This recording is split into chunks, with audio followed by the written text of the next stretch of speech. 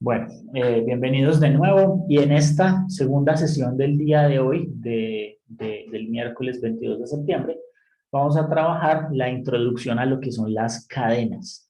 Esto junto con los diagramas de flujo y las decisiones básicas que ustedes ya saben tomar, completa el tema necesario para que en la próxima clase trabajen el laboratorio número 2. Entonces vamos a comenzar, voy a comenzar creando un nuevo proyecto de PyCharm. De hecho, no necesariamente tenemos que trabajar en un proyecto de PyCharm. Esto es de otra clase, lo voy a cerrar. Y si quieren, comienzan un proyecto nuevo, que lo voy a llamar cadenas. Lo pueden usar en cualquiera de los intérpretes, con que si usan el intérprete del sistema está bien, porque pues no vamos a utilizar ningún tool. Inclusive lo que podríamos hacer, lo podríamos hacer directamente en la consola y ya, ¿cierto? Sin embargo, ustedes saben que hay una diferencia básica entre la consola, entre trabajar en la consola y trabajar en un archivo. Y básicamente es que la consola previsualiza por defecto los valores. Por ejemplo, si yo le digo A es igual a 5, pues obviamente acabo de decir quién es A. Y si yo le digo A como tal, la consola me devuelve el valor de A, como si yo le hubiera dicho print A, ¿cierto? O sea, esa es la diferencia. Miren que cuando yo doy el comando print A, el valor de 5, o sea, el valor A viene por el standard output. Pero cuando le dije solamente el nombre de la variable A, pues me lo mostró, me lo previsualizó como está, como él lo tiene guardado, ¿cierto? Entonces, a veces trabajar en la consola puede tener esos detalles que usted tiene que tener cuidado con que la salida de print no va a ser exactamente igual a como si usted la haría en el archivo. Hagámoslo en el archivo para que no hayan inconvenientes. Introducción a las cadenas, intro cadenas. Entonces este es un módulo de demostración de cadenas. Las cadenas de caracteres son básicamente, como su nombre lo indica, una secuencia de caracteres ASCII que se utiliza para básicamente hacer una interfaz con el usuario, una interfaz humana. Entonces, una cadena, variable 1, la voy a llamar así, variable 1, una cadena se define automáticamente utilizando dos comitas. Mi primera cadena. Pero también la variable 2 lo pueden hacer haciendo comillas dobles. Mi segunda cadena. O inclusive combinaciones de ellas. Por ejemplo, o sea, ¿por qué necesito más de un método de definir cadenas? Pues porque yo podría querer la comilla dentro de la cadena. Entonces, por ejemplo, si yo quisiera meter una palabra entre comillas, entonces uso las comitas simples, ¿cierto? Porque en esta cadena hay una palabra entre comillas. Entonces miren que si yo usara solo las comillas para meter una palabra entre comillas, pues es mucho más difícil hacerlo en esta cadena, porque una vez ponga la comilla estoy diciendo que se terminó la cadena, ¿no?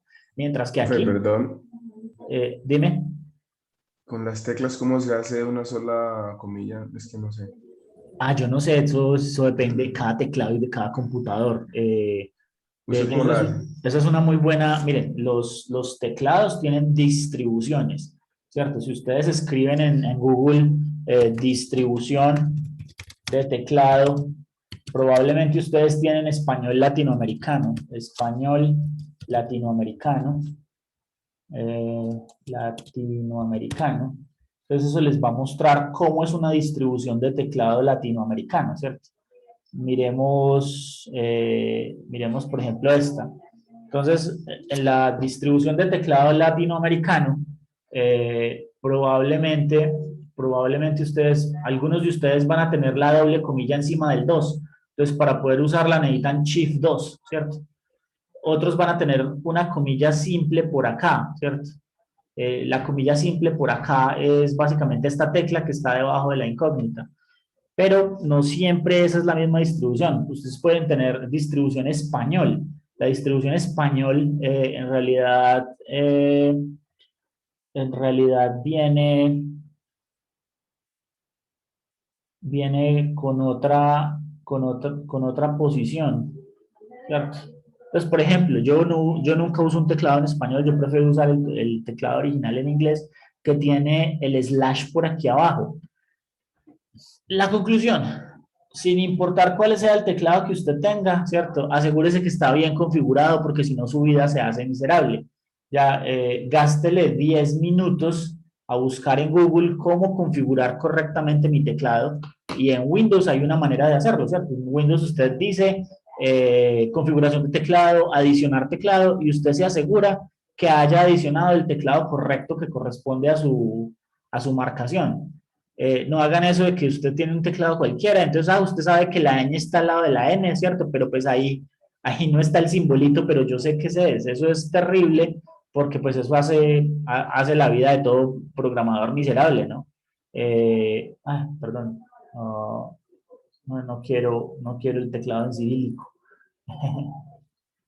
Miren, por ejemplo, en el estándar, en el teclado estándar de los Estados Unidos, la comita simple y la comita doble están en la misma tecla, están alrededor de la misma tecla, acá. ¿Ya? Entonces, si alguno de ustedes tiene un teclado en inglés, pues es muy conveniente porque está ahí, ¿cierto?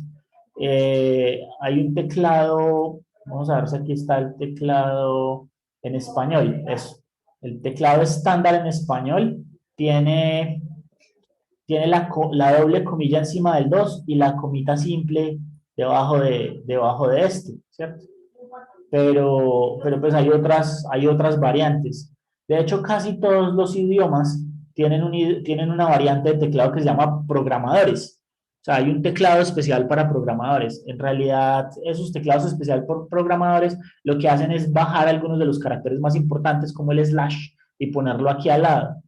Esa es la razón, o sea, yo que soy programador, la gran cantidad de porcentaje de mi tiempo que estoy frente a un computador, entonces por eso utilizo un teclado en inglés, porque necesito el slash ahí, al lado. Si el slash yo lo tuviera encima del 7, creo que en español lo mantiene eso, encima del 7, imagínense tener que presionar Shift 7 20 veces en un minuto, mientras que si tengo el slash ahí al lado, pues es inmediato.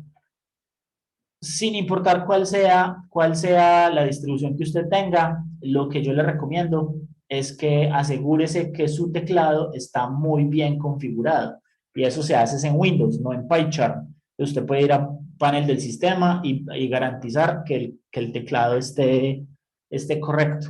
No sé si la respuesta es muy genérica y ayuda a la pregunta exacta del compañero, pero pues es lo que mejor les puedo decir en este momento. Lo otro que les puedo ofrecer es si alguien tiene problemas para configurar el teclado y quiere hacerlo bien, pues entonces escríbanos un correo y estoy seguro que bien sea Jorge Iván o yo, nos sentamos con usted en una sesión compartida de Zoom y le mostramos cómo cambiarle la configuración de teclado a su computadora. Nota al margen, ¿cierto? Yo no soy usuario de Windows, entonces me puedo demorar más en tratar de encontrar en dónde está que Jorge Iván, que sí usa Windows con mucha más frecuencia. Entonces, les estaba contando, ¿cierto? Que estas son las diferentes formas de definir una cadena, ¿cierto? Que esa cadena se puede definir con cualquiera de esas comillas, pero el carácter con el que usted empieza es con el carácter con el que usted termina. ¿Y para qué se usa de varias maneras? ¿Sabes? Para que usted pueda mezclar. Entonces, por ejemplo, voy a imprimir la variable 3. Y al imprimir la variable 3 y correr este programa, lo voy a correr. Entonces, miren que en el aviso que sale en Standard Output sale una palabra entre comillas, sin ningún problema porque pude usarla de esa manera. A lo otro que es importante es asegúrense que aquí abajo, no sé si alcanzan a mirar, este pedazo de mi pantalla, dice UTF-8. UTF-8 es la combinación de caracteres específica que está usando esta distribución de teclado. O sea, una cosa es el teclado y otra cosa es la codificación de los caracteres cuando ustedes los mandan al computador. Entonces, en el normal de los casos estaremos usando UTF-8 porque pues vamos a programar en una mezcla entre comentarios y variables y nombres de variables y caracteres en español y otras cosas en inglés, ¿cierto? O sea que es mejor mantener algo que sea como relativamente compatible a los dos. Esa es la razón por la cual usamos el Universal se me olvida que es UTF, pero la U es de Universal. O sea, trata de ser más universal. Entonces, esa es la forma básica de definir variables. Los operadores. Ojo que yo puedo operar con variables, por ejemplo, con variables tipo cadena. Por ejemplo, puedo decir imprimir, y miren lo que voy a hacer. Voy a imprimir la variable 1 más la variable 2. Y aquí todos me dicen, ¿cómo así que más?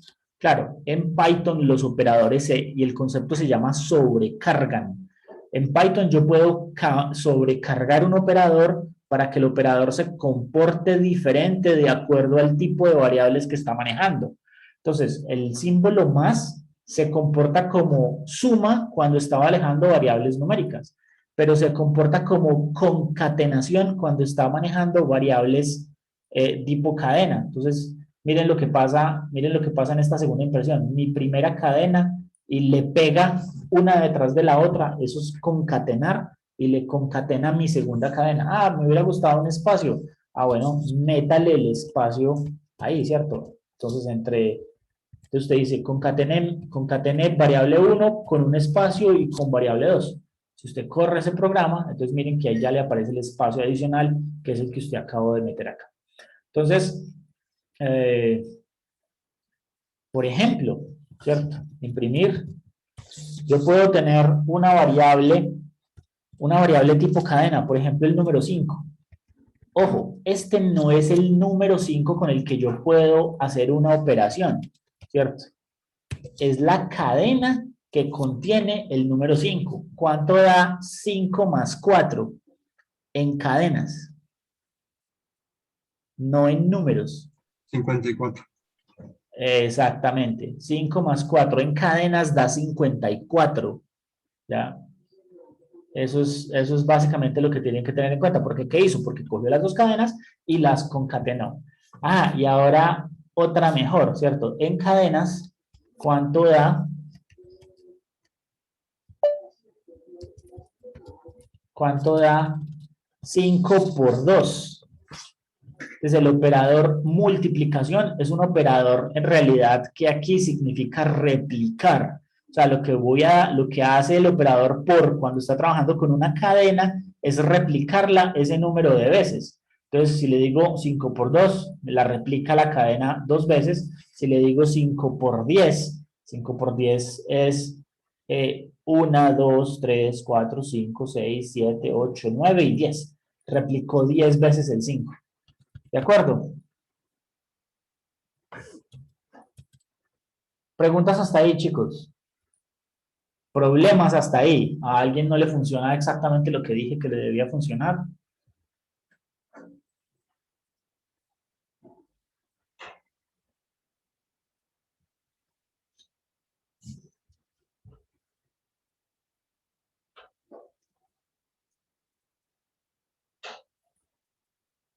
Pulgar arriba, por favor, si me está siguiendo.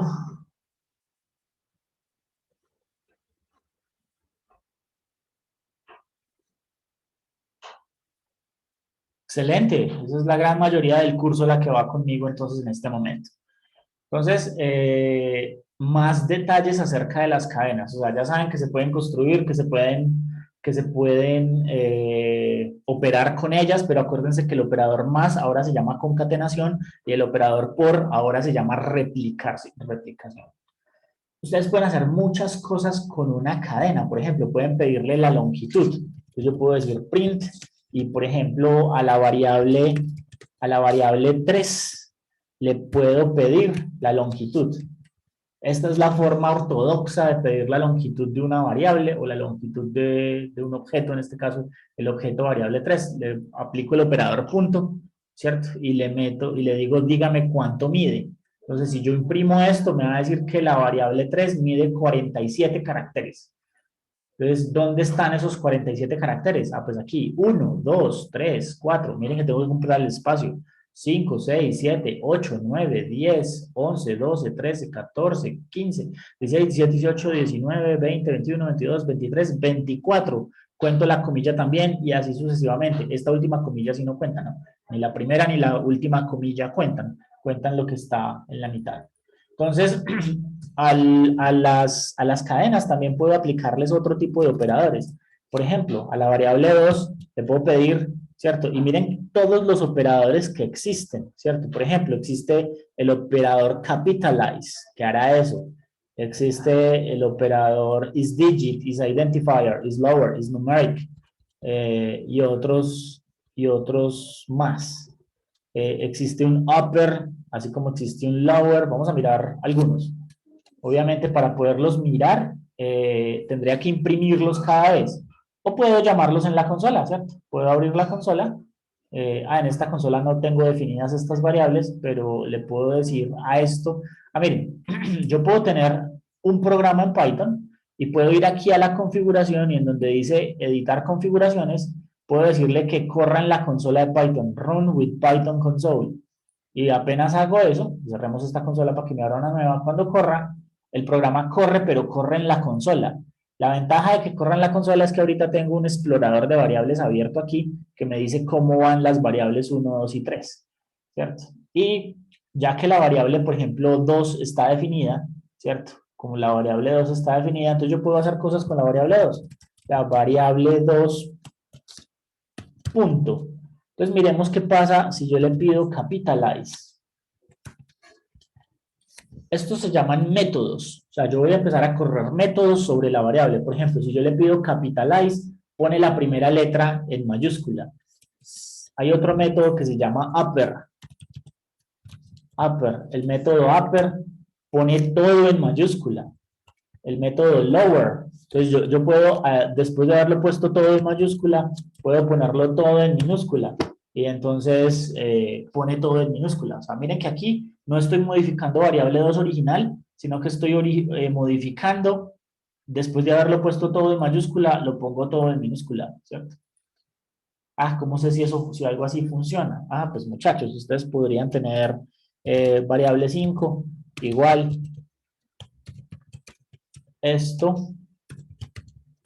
es una frase. Entonces, esa variable 5, pues, es desastrosa, ¿cierto? Entonces, yo puedo decir variable 5 capitalize y básicamente pone la primera letra en mayúsculas. Pero si yo la quiero toda en minúsculas, puedo decirle lower y pone toda en minúsculas. O si la quiero toda en mayúsculas, puedo decirle upper y la pone toda en mayúsculas. ¿Listos? Y yo puedo hacer varias modificaciones. Pues esto que voy a decir no tiene mucho sentido práctico, pero pues solamente lo muestro por efectos procedimentales. Lo puedo poner todo en minúscula, luego puedo forzarla a que toda sea mayúscula y luego puedo capitalizarla a que al final quede capitalizada, ¿cierto? O sea, el último comando que se ejecuta es ese. Estos comandos en cadena, pues a veces son muy interesantes cuando usted necesita aplicar varios métodos simultáneos, uno después del otro, ¿cierto? O sea, primero se ejecuta lower, luego se ejecuta upper y luego se ejecuta capitalize. Entonces, eso era lo que quería mostrarles con respecto a esas cadenas. Si lo vienen a hacer desde el archivo, lo tendrían que hacer así, variable 3 punto, lower.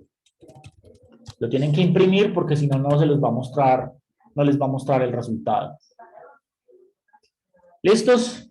¿Preguntas hasta ahí? Bueno. Profe, Señor. esas variables serían como string. Sí, una variable cadena es una variable string. Okay. De hecho, cadena en inglés es string. Claro, miremos, type. Si usted le pide el tipo a variable, a cualquiera de ellas, digamos la variable 1, y corramos el programa, entonces me dice, pero claro, type necesita imprimirse. Tengo que imprimirlo porque si no, no me muestra nada, ¿no? Entonces me dice, mire, es una clase del tipo str. Str es un string. Y miren que acá en el inspector de variables me dice de qué clase es. O sea, si yo creo una variable altura igual a 40, en el inspector de variables crea altura y dice que es int, integer, ¿cierto? Pero si digo que es ancho igual a 40.0, entonces ancho 40.0 lo crea como float. ¿Sí ven? El inspector de variables es interesante porque ya les va diciendo el tipo de cada variable, por lo menos de estas variables atómicas en particular. ¿Sí? Si quieren, entonces pueden regresar ahorita a la configuración normal de que se ejecute en una terminal, ¿cierto? Para que cuando corra me abra la terminal específica de ejecución. Por último, ¿cierto? Algo que van a necesitar para hacer el laboratorio es entender que las variables tipo cadena son secuencias de caracteres y como secuencias de caracteres están numeradas, ¿ya? ¿A cuál fue el que le pedimos el tamaño? A la variable 3. ¿Cuánto fue que nos dijo? Tiene 47 elementos, o sea, la variable 3 tiene 47 elementos. Entonces, tengan siempre en cuenta esto. Si una secuencia o una colección en Python tiene 47 elementos, esos elementos están enumerados desde el elemento 0 hasta el elemento 46. ¿De acuerdo? ¿Por qué? Eso es lo que se conoce como el índice, ¿cierto? ¿Cuál es el índice de una colección? La memoria del computador se asemeja en muchas formas a, por ejemplo, un parqueadero. En el parqueadero, usted tiene espacios donde parquear vehículos, pero esos vehículos pueden ser de diferentes tipos. Usted puede parquear una moto, puede parquear un carro, puede parquear un camión, una camioneta, etcétera, etcétera. Y este parqueadero tiene los números muy bien establecidos, ¿cierto? Ustedes saben, por ejemplo, si usted tiene 1 GB de RAM, pues aquí van a haber números desde 0 hasta 1 por 10 a la 9. Y pues manejar esos números es muy difícil. Entonces, ¿qué pasa?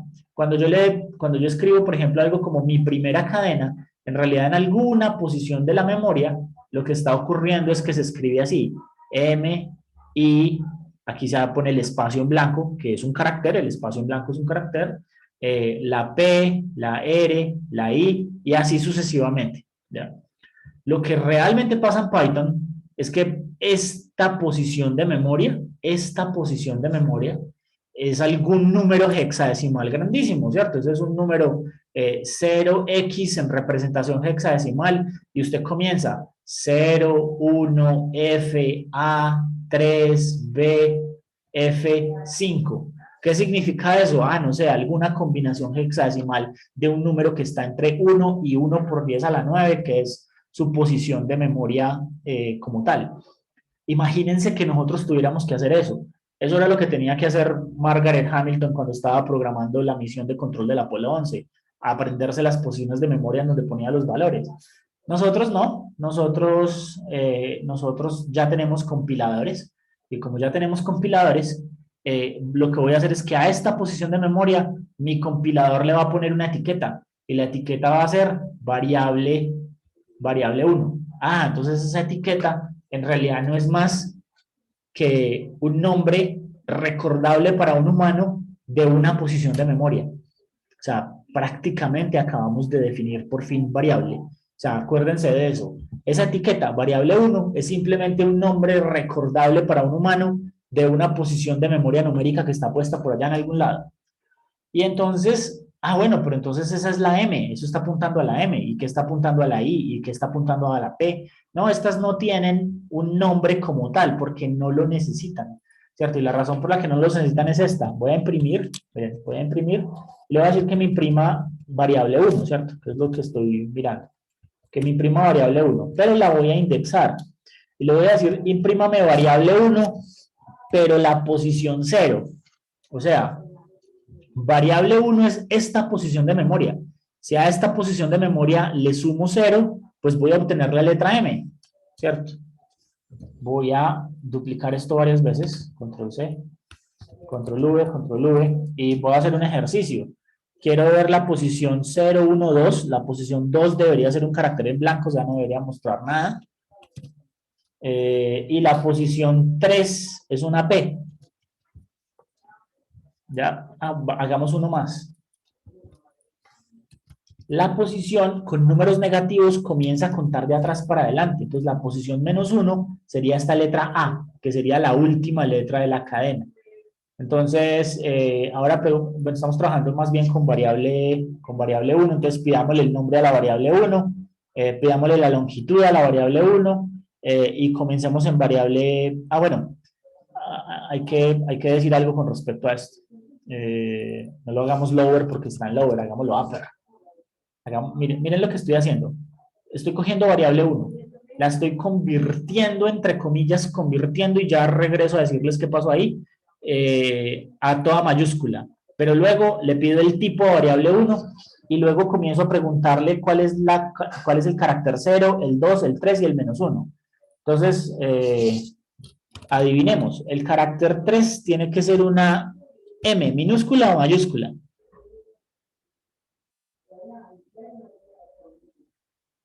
¿Ustedes qué creen? Minúscula. El carácter 2, ¿cierto? El carácter 2 es un espacio en blanco. Es un espacio en blanco. Espacio en blanco.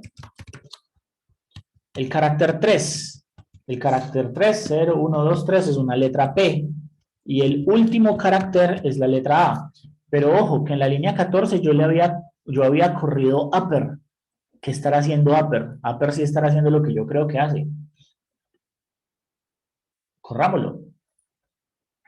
Miren que las letras que me entrega son minúsculas, porque el método upper no modifica el original, simplemente retorna una copia modificada, ¿cierto? O sea, que yo aquí tendría que haber hecho más bien algo como esto, como variable 4, decir que la variable 4 es igual a variable 1 upper, ¿cierto? Y ya más bien aquí trabajar con la variable 4, variable 4, variable 4, variable 4, variable 4. Si trabajo con la variable 4, entonces ahí sí me salen los caracteres en mayúscula convertidos, porque los acabé de convertir. Entonces, miren que aquí está el carácter en blanco. Ahí está, pues obviamente no se ve nada, ¿cierto? Porque es un carácter en blanco, pero ahí está.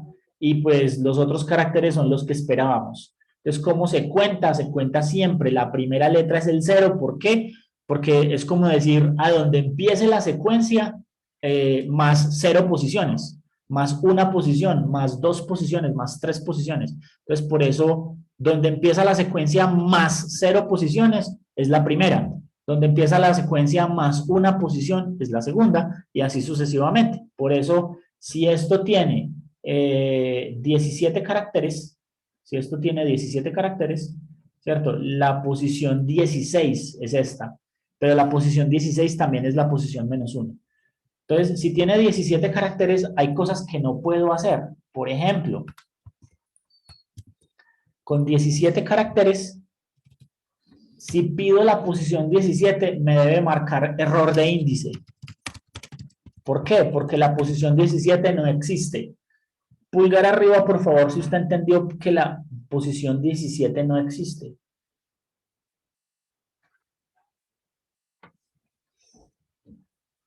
La cadena tiene 17 caracteres, por lo tanto la posición 17 no existe.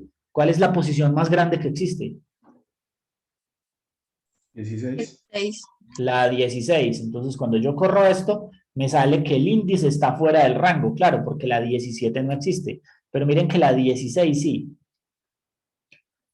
Pero la posición -17, ¿será que la posición -17 existe?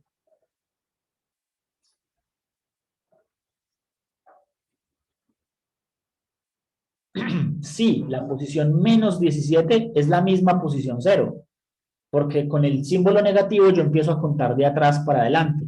Entonces, -1 es la última, o sea que -17 es la primera. Entonces, la posición -17 sí existe y es la misma primera letra.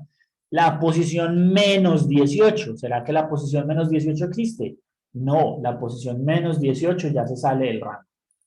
¿Listos?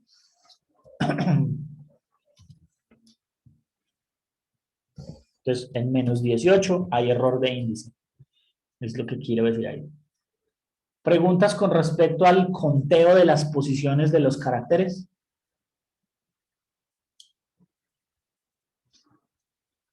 Entonces, miren el resumen de todo lo que hicimos con caracteres. El resumen es, diferentes formas de declararla. Se puede imprimir un valor, se puede operar con él. Más, el símbolo de más no es una operación matemática, es una operación de cadenas y por lo tanto se llama concatenación. El por es replicación, el por lo que hace es replicarla. Ahí existen métodos como por ejemplo el de pedir la longitud y vimos upper, lower. De hecho aquí podríamos hacer varios, ¿cierto? Lower para que los tengan ahí, capitalize. Y ojo que hay un montón. Si usted coloca un punto puede empezar a explorarlos. Mire, find, o sea, buscar. Usted puede buscar un carácter, contar caracteres. Usted puede decir, cuénteme cuántas letras A hay en esa formatear, le puede dar un formato específico. Eso es lo que me falta. En los 2 minutos que me faltan, voy a hablar de formato. Para eso voy a hacer un documento nuevo. Formato. Esta es una demostración de formatos de cadena.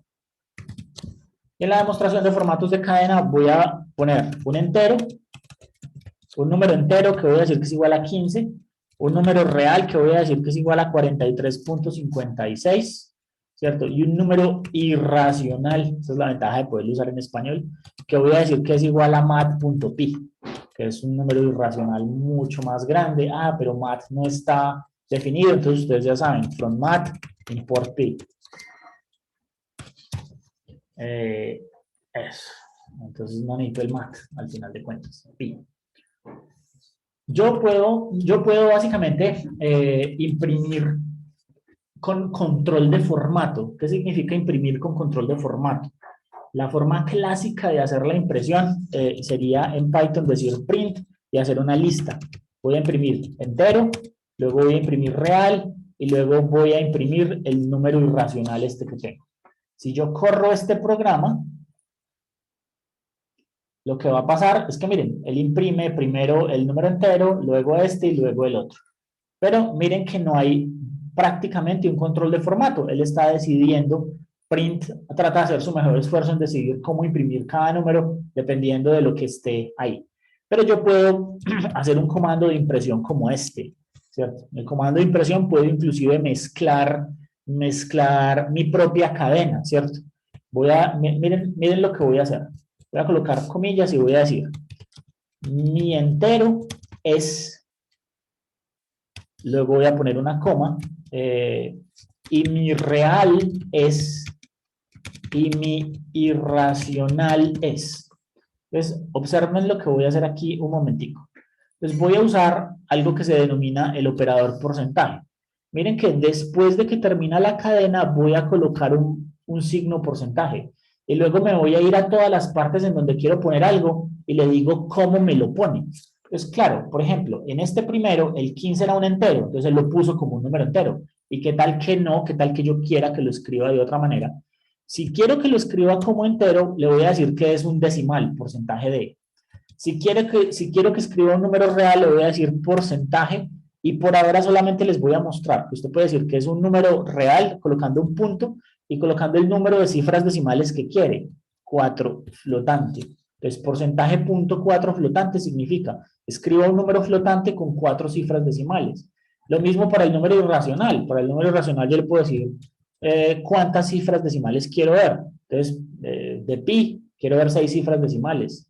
6F, porcentaje punto 6F. Y luego aquí adentro, entre paréntesis y separados por comas, digo cuáles son las variables. Miren este orden, primero porcentaje D, luego porcentaje 4F, luego porcentaje 6F. En ese orden yo coloco de primera el entero, luego el real y luego el irracional. Si yo corro esto, entonces ahorita tengo un formato diferente. Miren que esto ya se formateó. Primero se formateó dentro de una frase, dependiendo de lo que yo quiera decir. Miren que a pi le está dando exactamente 6 decimales y de hecho el último decimal está aproximado porque lo racional lo aproximó a 6 decimales. Este lo aproximó a 4 decimales a pesar de que solamente tienen 2 y este es un número entero, entonces lo sigue escribiendo como entero. Pero a mí nada me impide decir aquí .5f, ¿cierto? Y si yo corro ese .5f, pues lo convierte y le pone 5 posiciones decimales. ¿Preguntas con respecto a este ejemplo?